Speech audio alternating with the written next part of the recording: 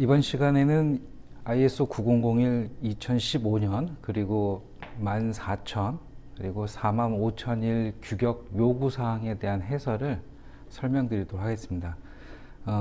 총 3강 정도 진행할 예정인데요.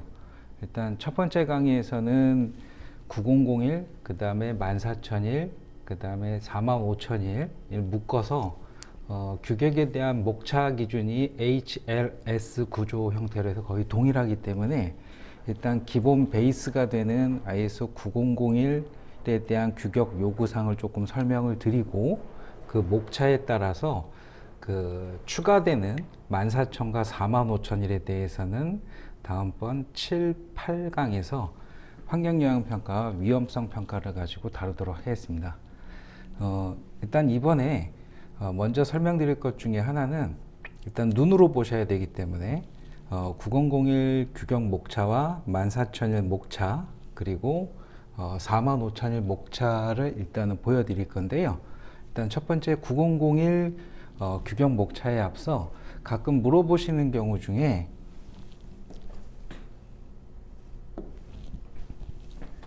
KS QISO 9001 2015 이걸 물어보시는 경우가 있는데요.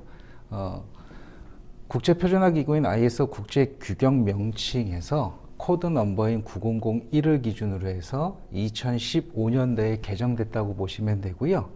자, 이 국제규격을 우리나라 기술표준원에서 산자부 기표원에서 코리아 스탠다드, Q는 퀄리티, 품질 분야에 대한 약자로 해서 정식 규격으로 채택됐다고 보시면 됩니다. 그래서 한글명으로는 품질 경영 시스템에 대한 요구사항이라고 보시면 되고요. 나중에 볼 14001 같은 경우에도 환경 경영 시스템에 대한 요구사항, 그리고 45001 같은 경우는 안전 보건 경영 시스템에 대한 요구사항이라고 보시면 됩니다. 자, 이 페이지에 나와 있는 현재 그 목차에서 보시면 대부분의 규격들 같은 경우는 보통 적용 범위, 인용 표준, 용어와 정의는 거의 동일하다고 보시면 되고요. 자, 여기에서 보통 용어와 정의를 제일 처음에 설명드리는 이유는 우리가 쓰는 실생활에 쓰는 단어의 뜻과 이 규격에서 사용하는 용어의 차이가 좀 있다고 보시면 되고요. 그러다 보니 항상 모든 규격에서는 용어와 정의를 항상 반드시 읽어보시고 규격을 읽어보시는 게 나을 것 같습니다. 자, 그럼 여기에서 조직 상황, 그리고 리더십, 그리고 기획, 그리고 지원, 다음 페이지에 운용, 성과평가, 개선, 총 10개의 항목으로 되어 있는데요. 이 항목을 잘 유심히 보셔야 되는 게 이제 뒤에 부분에 잠깐 보여드릴 14001, 45001과 거의 똑같다고 보시면 됩니다.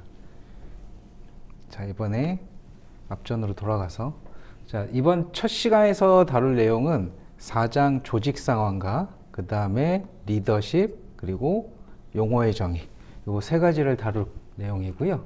그 다음에 두 번째 강의에서는 기획과 지원 그리고 3강에서 2강은 운용까지 다룰 예정이고요.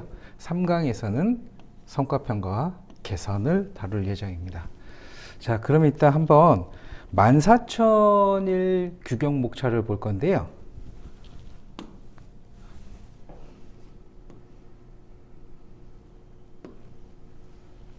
자, 요게 14001 규격입니다. 여기서 똑같이 아까 설명드렸던 것처럼 KS, KSI, ISO 14001 2015 똑같이 보시면 되고요. 자, 목차 같은 경우 아까 보셨던 9001과 큰 차이가 없다고 보시면 됩니다. 여기에 용어의 정의, 조직 상황, 리더십, 기획, 지원, 그리고 운용, 성과평가, 개선. 자, 2015년 이후부터는 대부분의 ISO 규격은 ISO 9001 규격 목차 거의 동일하게 규격을 목차를 똑같이 가고 있습니다. 그 이유는 ISO 9000, 14000, 45000 이런 모든 경영 시스템 인증은 하나로 합칠 수 있는 통합 과정이 들어갈 수 있는데요. 그때 목차가 동일했을 때 통합이 수월하기 때문에 목차 구조를 똑같이 가고 있다고 보시면 됩니다. 여기에서 다음번 7강, 8강에서 다룰 9001 목차 구조와 14001의 차이점은 환경 방침 부분하고요. 그리고 환경 목표. 앞전에서는 이제 품질 목표, 품질 방침이라고 불려지는데 이런 부분이 조금 달라지고요. 그리고 제일 달라지는 부분 중에 하나가 운용 기획 쪽 파트 쪽에서 환경 영향 평가라는 부분하고 그리고 이 환경 측면 이런 부분들이 좀 다르다고 보시면 됩니다. 요거는 7강에서 좀 더 구체적으로 설명드리도록 하겠습니다. 자, 그러면 45001 안전보건 경영 시스템 같은 경우에도 똑같이 내용을 보시면 KS, Q, ISO 45001, 2018 여기서는 2018은 9000, 14000 같은 경우는 2015년도에 개정이 됐다면 45001은 2018년 연도수 요때 개정이 됐다고 보시면 되고요. 자, 목차를 보시면 자, 아까 앞전에 보였던 9001이나 14001과 거의 동일하다고 보면 될 것 같습니다. 여기서도 조직 상황, 리더십, 기획, 지원, 운용, 성과 평가, 개선. 45001에서는 제일 중요한 부분이 최근에 중대재해처벌법 이제 내년 시행에 따라서 그 시행령에서 요구하는 위험성 평가가 있는데요. 이 위험성 평가 직간접적으로 일단 되는 부분들이 요 리스크들, 자, 목표 세우는 부분들, 자, 요런 게 바로 앞에 설명드릴 9001과 조금 다른 부분이라고 보시면 됩니다. 그래서 조금 처음 서두에 설명드렸듯이 모든 시스템에 대한 근간이 되는 ISO 9001 품질 경영 시스템에 대한 내용을 어느 정도 베이직하게 내용을 다 이해하시면 14000과 45001 같은 경우에는 그 특성적인 포인트만 기억하시면 될 것 같습니다. 자, 이제 앞전으로 9001 규격으로 넘어가세요. 자,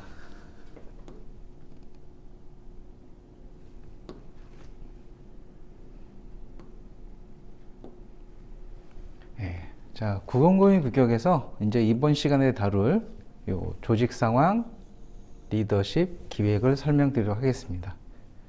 자, 페이지 11페이지로 넘어가시면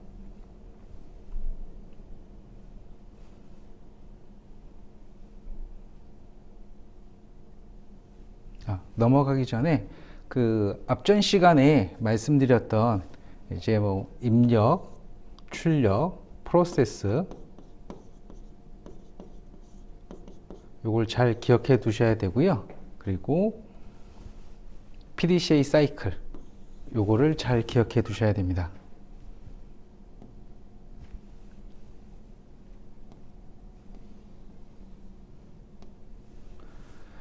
자, 첫 번째 이제 목차 1 적용 범위 부분은 이 규격은 품질 경영 시스템에 대해서 요구 사항을 규정한다. 그럼 반대로 유사하게 14001 같은 경우는 환경이라고 보시면 되고요. 그리고 45001 같은 경우는 안전보건 경영 시스템의 요구사항 이렇게 보시면 됩니다. 이 내용을 한번 쭉 읽어보시면 되고요. 자, 인용 표준 여기 같은 경우에는 품질 경영 시스템에 대한 기본사항과 용어 여기에서 하나 좀 눈여겨보실 거는 지금 저희가 다루고 있는 규격은 ISO 9001 요구사항에 관련된 부분이고요. 자, 인용 표준에는 바로 ISO 9000 2015년판의 기본사항과 용어, 즉 9001, 14001, 45001은 규격에 대한 코드 번호라고 보시면 되고요. 9001에서 사용되는 용어에 대한 정의를 따로 규격화시킨 게 ISO 9000 2015년판의 기본 사항과 용어라고 보시면 됩니다. 다음 페이지로 넘어가세요. 자, 4장 조직 상황 부분인데요. 용어의 정의는 자, 규격사항이 거의 마지막 페이지 쪽 부분에 하단부에 있다고 보시면 되고요.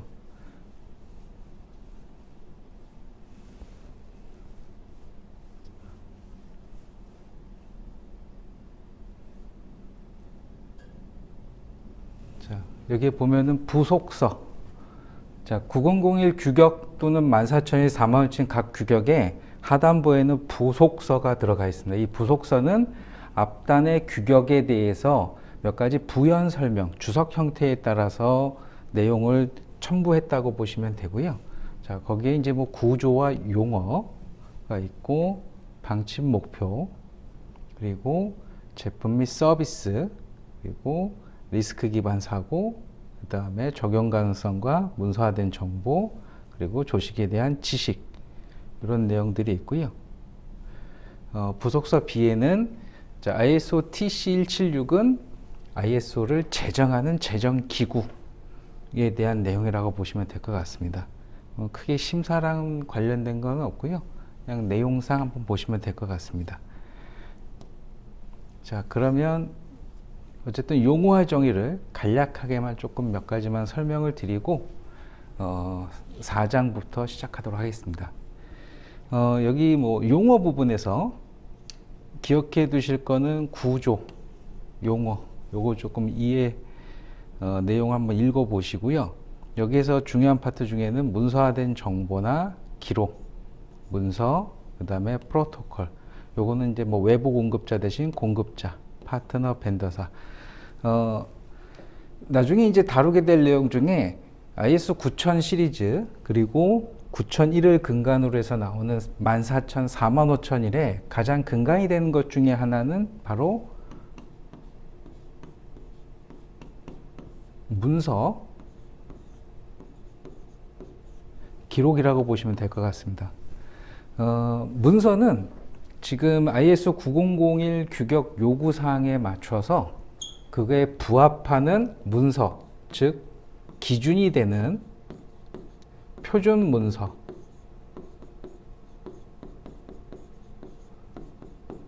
라고 보시면 되고요.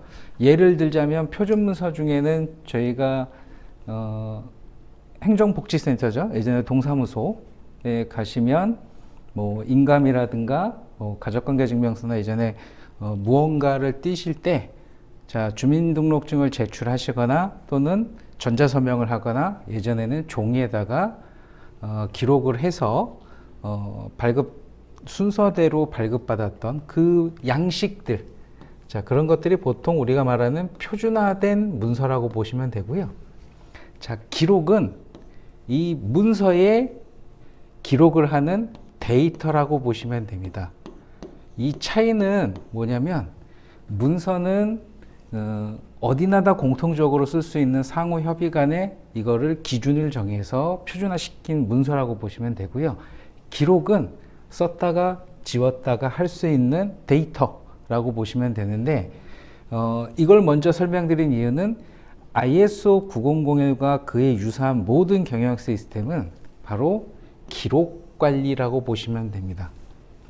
A부터 Z까지 회사가 어떤 업무를 통해서 최종 고객에게 재화나 서비스를 제공할 때 그 일련의 과정 중에 발생되는 모든 기록들을 자, 표준화된 문서에 기록하는 게 ISO 9001, 즉 대다수의 경영 시스템이 그러한 형태를 띠고 있다고 보시면 됩니다. 그 다음에 제품 및 서비스. 여기서 말하는 거는 저희가 뭐 생각하시는 제품 하면 떠오르는 뭐 하드웨어 아니면 뭐 스마트폰, 뭐 컴퓨터 또는 뭐 자동차 여러 종류가 있는데요. 자, 보통 제품과 서비스를 사용한다라고 하시면 자, 제품과 서비스는 저희가 생각하시는 것과 크게 용어가 다르지는 않습니다. 근데 이제 예를 들어서 완제품이 아니더라도 B2B 기업 간 거래에서 우리 하청 구조 모듈이라든가 유닛이라든가 부품 단계도 그 하청업체 입장에서는 하나의 제품으로 볼 수 있기 때문에, 자, 여기서는 제품이란 용어는 저희가 사용하는 최종 소비자격인 제품들을 포함한 부품도 전부 다 제품이나 서비스로 보시면 됩니다. 서비스 같은 경우에는 가장 대표적인 게 저희가 자영업자 소속 소상공인도 똑같이 서비스라고 보시면 되고요. 또는 삼성전자 서비스 센터, 자, 여기도 똑같이 서비스라고 보시면 될 것 같습니다. 리스크 기반 사고라고 되어 있는데요. 자, 리스크 기반 사고는 영문 그대로 리스크, 자, 위험, 그리고 기반은 기본 베이직에 깔려져 있는 사고, 생각, 메커니즘이라고 보시면 되는데요. 자, 품질에서 다루는 가장 큰 리스크는 불량이라고 보시면 돼요. 자, 그러면 이 불량, 즉 앞전에 나왔던 제품이나 서비스를 고객에게 제공하고자 할 때, 자, 가장 큰 리스크는 불량이라고 보시면 되고요. 자, 불량이 나지 않게끔, 즉 우리 소비자, 최종 고객에게 불량 제품, 서비스가 제공되지 않게끔 하기 위한 사고를 기반으로 하고 있다고 보시면 됩니다. 큰 틀에서는 용어가 조금 어렵긴 하지만 개념적인 측면에서는, 즉 고객 만족을 실현하고 고객에게 불량, 즉 우리가 부적합이라고 부르겠죠. 나중에는 불량된 제품과 서비스, 즉 재화를 고객에게 제공하지 않음으로 해서 고객 만족을 실현한다 라고 보시면 됩니다. 그리고 적용 가능성, 그 다음에 문서화된 정보, 이렇게 나와 있고요. 이거는 내용을 한번 조금 읽어 보시면 되고요. 그리고 조직의 지식, 이것도 한번 내용을 읽어 보시면 크게 어려울 건 없을 것 같습니다. 자, 그러면 이제 4장부터 설명을 드리도록 하겠습니다.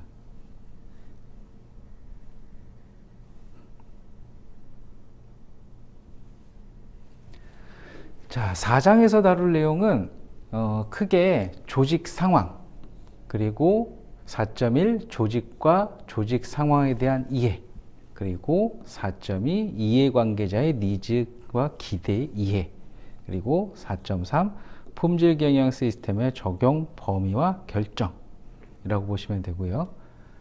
자, 그 다음에 4.4는 품질 경영 시스템과 그 프로세스라고 보시면 되고요.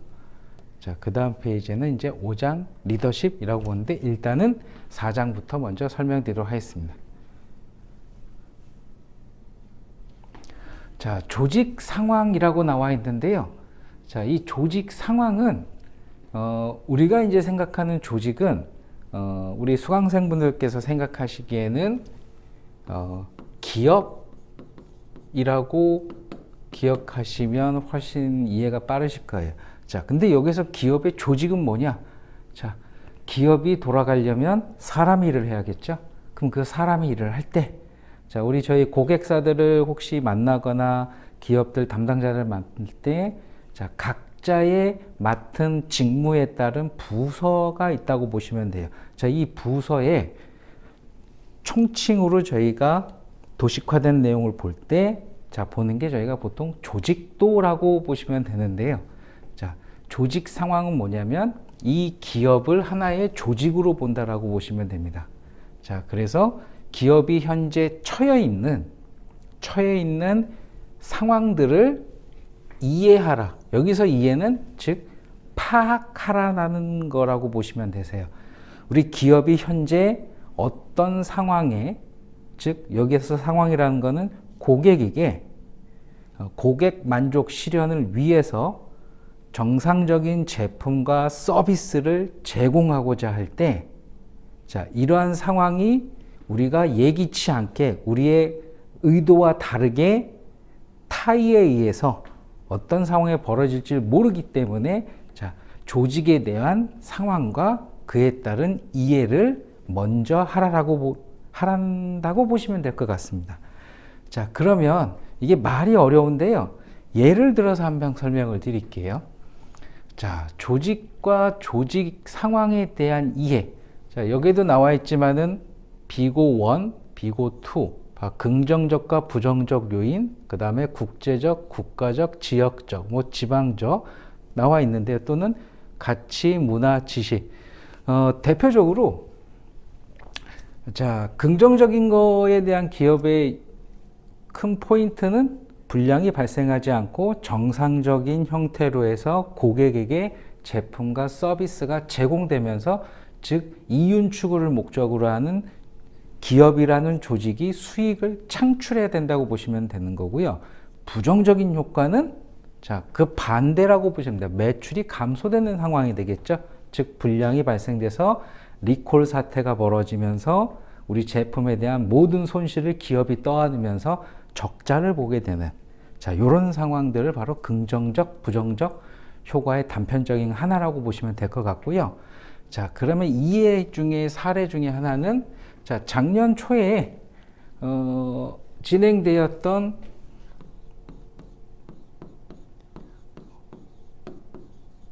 우크라이나와 러시아의 전쟁이 발발했죠. 자, 이 전쟁이 기업이라는 조직에 어떠한 영향을 줄지, 자, 사실 물건을 팔고 고객한테 제품을 납품하거나 또는 서비스를 제공하는 기업 입장에서는 예전에는 그냥 물건을 잘 만들고 서비스를 잘 해주고, 자, 이런 게 하나의 목표였다면, 자, 우리 의지와 달리 우리 기업이 처해 있는 여러 가지 외부 환경 또는 내부 환경 또는 그 우리나라 국가 간의 환경에 따라서 영향을 직간접적으로 받는다고 보시면 돼요. 자, 왜냐? 우크라이나 러시아의 전쟁으로 인해서 원자재 공급가에 대한 상승으로 인해서, 또는 원자재를 확보하기 위한, 자, 기간이 오래 걸림에 따라서, 자, 기업 입장에서는 고객과 약속한 기간 내에 약속된 금액으로, 자, 납품을 해야 되는데, 원자재를 확보하지 못함에 따라서, 또는 원자재를 비싸게 주고 사야 되는 상황에 따라서 기업의 수익은 감소되고, 자, 기간 내에 제품을 납품을 못하면, 자, 불량이 발생되고요. 자, 이런 종합적인 상황에 따라서, 자, 기업의 품질은 나쁘다. 즉, 고객 만족에 대한 실현을 못했다고 보시면 됩니다. 자, 그래서 조직과 조직 상황에 대한 이해가 왜 중요하냐? 2015년 이후에, 자, 기업의 의지와 달리 기업에 처해 있는 국내, 국외 또는 뭐 문화적, 사회적, 경제적, 정치적 이슈 등에 따라서 생각지 못하게 기업에 영향을 받고 있다. 그렇기 때문에, 자, 조직과 조직 상황에 대한 이해를 반드시 해야 된다라고 보시면 됩니다. 그리고 이해관계자 니즈와 기대 이해는 무엇이냐면, 자, 품질경영 시스템에서 요구하는 또 다른 14,000 환경이나 모든 시스템에는 아까 목차에서 나왔던 방침과 목표가 설정되어 있는데요. 자, 이 방침과 목표를 달성해야 되는데, 자, 이 달성을 할 때, 자, 우리의 고객, 즉 대부분 B2C라고 하면은 최종 소비자, 그리고 우리가 뭐 B2B, B2G인 경우에는 정부기관이나 기업 간 거래인데, 자, 보통 대부분은 우리 원청, 하청 관계상 원청이 요구하는 사항을 수용해서 그 목적을 달성해주면 품질 만족했다 라고 이렇게 볼 수 있는데, 자, 이런 이해관계자가 꼭 하나만 있냐? 그렇지 않다라는 겁니다. 자, 그렇기 때문에 이해관계자에 대한 다양한 니즈 그리고 기대를 파악해서, 자, 여기에서 다양한 이해관계자는 여기 나와 있듯이 A 품질 경영 시스템에 관련되는 이해관계자, 자, 직간접적으로 저희가 원청 하청 관계가 되는 사항이고요. 그리고 품질 경영 시스템에 관련되는 이해관계자의 요구사항, 즉 고객이 원하는 요구사항에 맞춰서 저희가 정확하게 의도를 파악해서 제품과 서비스를 제공해야 거기에 부합하는 고객 만족을 실현할 수 있다라고 보시면 됩니다. 4.12 같은 경우에는 직간접적인 우리 원청이 되는 고객사 외에도 그 영향을 줄 수 있는 다양한 이런 해외 이슈 사례라든가 또는 내년부터 이슈가 되고 있는 중대재해처벌법도 우리나라의 국내 이슈인데, 자, 이런 것들 또한 바로 조직, 즉 기업에 대한 영향을 주고 있다라고 보시면 됩니다. 자, 그러면 품질 4.3의 품질 경영 시스템의 적용 범위에 대한 결정이 있는데요. 자, 이게 결정이라고 하는데 용어가 이해가 안 가실 건데, 나중에 저희가 심사원 활동을 하시게 되면 이 품질 경영 시스템이 우리 조직이라는 기업에 제품이라든가 서비스라든가 뭐 건설 같은 경우에는 시공이라든가, 자, 이런 다양한 업종이나 업종에 따른 영위하고 있는 주 제품, 주 서비스, 주 시공 분야에 따라서 적용 범위를 결정하라고 보시면 됩니다. 그거는 바로 이제 나중에 심사를 하고 인증기관을 통해서 기업이 인증서를 발급받았을 때, 자, 거기에 인증 범위가 표기되어 있습니다. 바로 이 인증 범위가 이 기업이 주 매출을 가지고 발생시킬 수 있는 업무 분야를 바로 ISO 9001 품질 경영 시스템을 통해서 인증서를 받았다라는 의미로 해석하시면 될 것 같습니다. 그리고 뭐 4.4의 품질 경영 시스템과 그 프로세스라고 되어 있는데요. 자, 여기에서는 뭐 프로세스와 상호작용, 그 다음에 프로세스와 조직 전반에 대한 적용 따른, 그 다음에 뭐 요구되는 입력 프로세스부터 해서 쭉 나열되어 있는데요. 자, 요게 뭐냐면 아까 앞전에 그림에서 잠깐 언급했던, 자, 요 프로세스, 이 프로세스가 모여서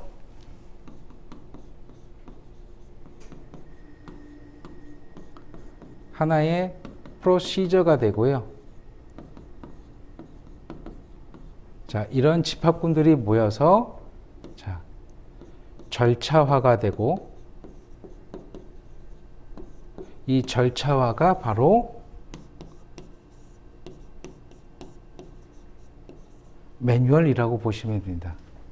자, 이 안의 방향성은 바로 품질 경영 시스템에 대한 요구사항, 즉 기업이 생산하고 있는, 서비스하고 있는 주력 제품과 서비스가 고객에게 제공되었을 때 고객 만족 실현을 통해서, 자, 이러한 것들은 어떤 수단으로 프로세스화 시켜서 최종적으로 고객에게 제공될 수 있게끔 거기에 대한 세부 기준이 되는 하나의 모듈들이 프로세스라고 보시면 됩니다. 자, 여기에 품질 경영 시스템과 그 프로세스. 요건 한번 해설서를 나중에 제공해 드릴 때 그걸 한번 읽어 보시면 사실 한 번에 다 이해가 가긴 쉽지는 않고요. 정독을 해보고 그리고 여러 심사 활동을 통해서, 자, 이게 이때 나왔던 것들이구나. 사실상 어느 정도 시간이 필요하다고 보시면 될 것 같습니다. 자, 여기까지가 지금 현재 4장에 대한 설명이고요. 자, 그러면 이제 5장 리더십. 자, 리더십 같은 경우에는 앞전 시간에 PDCA 사이클을 설명드릴 때 아까 조직이라는 기업이 고객에게 제공하고자 하는 우리가 목적에 의해서 의도된, 즉 고객의 니즈를 파악해서 만들어낸, 생산해낸, 서비스한 이런 재화들에 대해서 고객들에게 제공을 했을 때, 자, 그 중에 영향을 끼칠 수 있는 가장 중요한 부분들이 바로 기업의 최고 경영자, 리더십에 관련된 부분을 다루고 있습니다.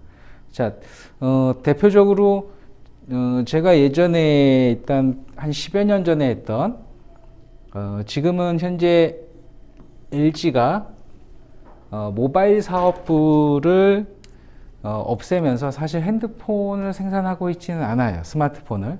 자, 근데 같은 시기에 했던 삼성 같은 경우에는 갤럭시 시리즈를 해서 현재 애플, 뭐 중국의 화웨이, 그래서 지금 현재 전 세계 시장을 나눠 먹게 하고 있는데, 자, LG와 삼성이 한 10여 년 전에 피처폰 시대에 그 LG 쪽에서는 한 가지 실수했던 부분이 뭐냐면, 아이폰 1세대 폰이 나왔을 때 삼성은 정전식 터치 방식의 바 형태의 갤럭시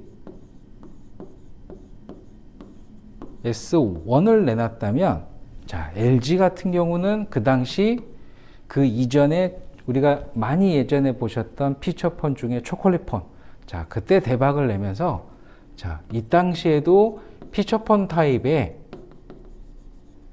핸드폰을 개발하고 생산하면서 최근 이런 통신용 기기가 제품 수명 주기라든가 트렌드가 바뀌는 거를 이 당시에 늦춰지면서 상당한 손실을 봤어요.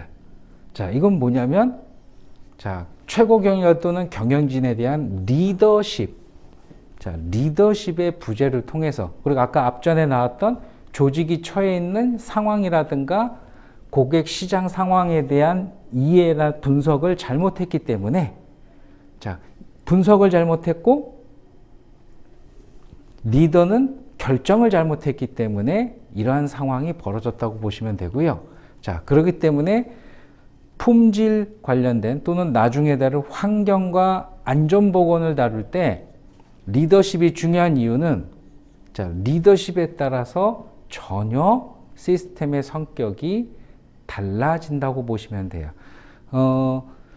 대표적으로 이따가 다음번 강의 때 아마 그 45,000 위험성 평가를 할 때 간략히 한번 설명을 드릴 건데, 자, 중대재해처벌법에서 규정하고 있는 것 중에 제일 핵심 포인트는 사고, 즉 중대한 사고가 발생됐을 경우에, 자, 누구를? 대표이사를 처벌하겠다.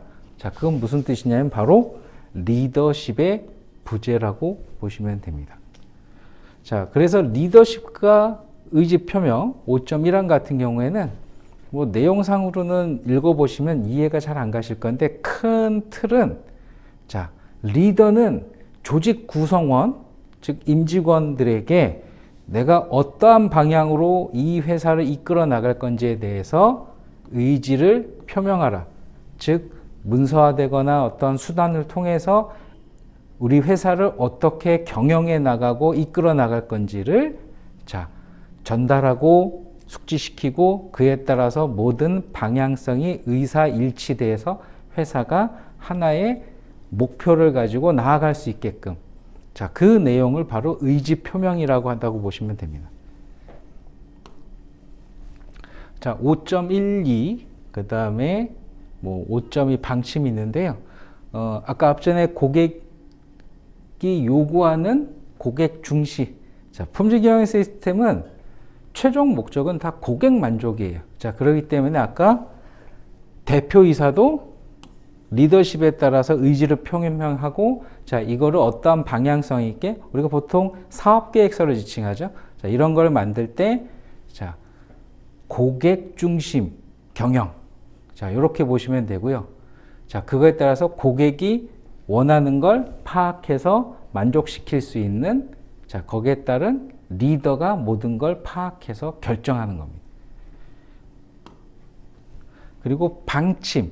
방침은 말 그대로 방향성이라고 보시면 돼요.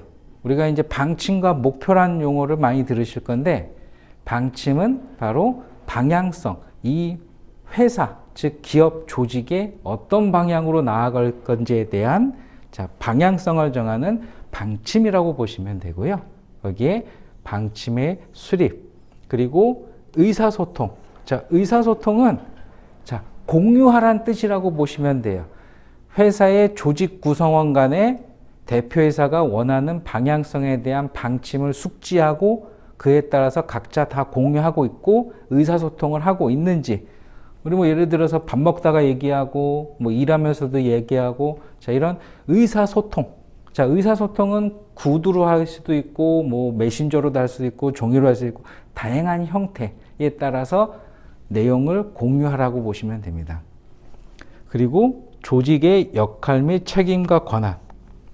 자, 요 같은 경우는 우리 조직도를 아까 전 시간하고 전전 시간에 한번 언급을 했었는데, 자, 조직도는 우리가 관리, 영업, 개발, 생산 각 파트별 조직도에 따라서 직무들이 나와 있어요. 어떤 업무를 하고 있는지. 자, 이런 조직에 대한 역할과 책임, 책임자는 우리 대표이사 외에 팀장, 부장, 과장